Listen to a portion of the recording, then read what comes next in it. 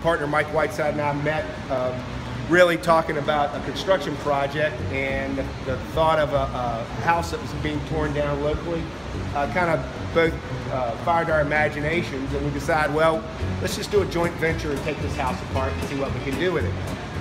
From that point on, it was kind of an unplanned but ever expanding business in sales and in overhead. We moved here in 2003. This was an abandoned building, and the neighborhood was pretty tough.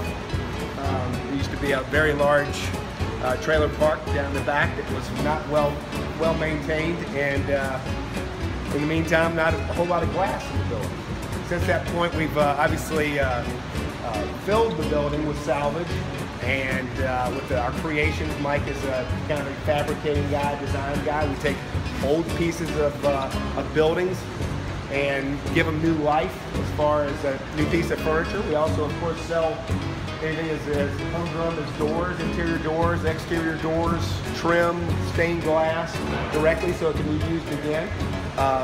The movement of changing these materials from something that was going to be thrown away and re-envisioning what they can be is called upcycling. Is at least what they call it now.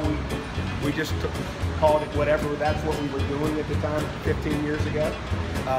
The great thing about upcycling is that it's not it's better than recycling. You've got all this human energy that's been put into an object to design and create it. Maybe it was 10 years ago, maybe it was 200 years ago, but that energy is maintained and saved, and we can just give it even more life and another use. We did a pilot. Robert got dragged into the process. The show ends up being more about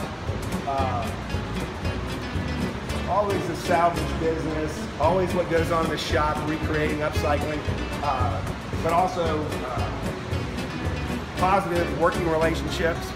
It's funny, the show is, from what people tell me. And we've got a crew of 5 people, and that would be Grayson, who you might have seen up at the front counter, myself, Mike, Mike's son Taylor, and another fishing buddy of Mike's, Ted Ayers.